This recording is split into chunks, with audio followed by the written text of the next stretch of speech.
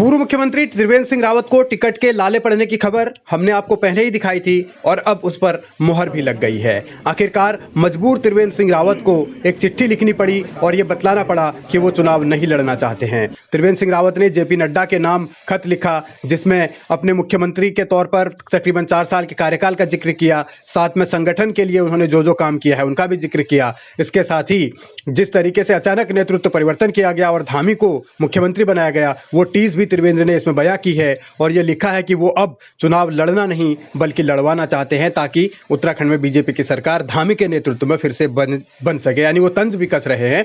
लेकिन असल में खबर यह है कि त्रिवेंद्र सिंह रावत को पार्टी पहले ही चुनाव नहीं लड़वाना चाहती थी, इसीलिए बीते दिनों त्रिवेंद्र को बयान ये देना पड़ा कि वो चुनाव लड़ना चाहते हैं, उनकी इच्छा है कि वो चुनाव लड़ें। लेकिन 3 दिन के भीतर ही आलाकमान की ओर से फटकार लगने के बाद फिर त्रिवेंद्र को रुख बदलना पड़ा और चिट्ठी सार्वजनिक तौर पर लिखनी पड़ी कि वो चुनाव नहीं लड़ना चाहते। त्रिवेंद्र का चुनाव लड़ने से इनकार करना पार्टी की एक सोची समझी रणनीति है। अब इसके पीछे भी कई सारी वजहें गिनाई जा रही हैं। एक तो ये माना जा रहा है कि अगर बीजेपी की सरकार बनी तो फिर मुख्यमंत्री धामी के काम में कोई रुकावट न हो, कोई सीनियर उनके ऊपर ना हो। इसको लेकर इस तरीके की चर्चा है कि त्रिवेंद्र को पहले ही साइडलाइन किया गया है और संकेत ये हैं कि कुछ और लोगों के टिकट भारतीय जनता पार्टी काट सकती है। खासतौर पर त्रिवेंद्र गुट के विधायकों का पत्ता साफ हो सकता है। इस तरीके की चर्चाएं भी हो रही हैं। इसके अलावा चर्चा ये भी है कि त्रिवेंद्र सिंह रावत को चुनाव के लिए कार्यकारी अध्यक्ष बनाया जा सकता है, क्योंकि मदन कौशिक जो हरिद्वार के विधायक हैं वो प्रदेश के अध्यक्ष भी हैं, वो चुनाव लड़ेंगे तो मदन कौशिक की जगह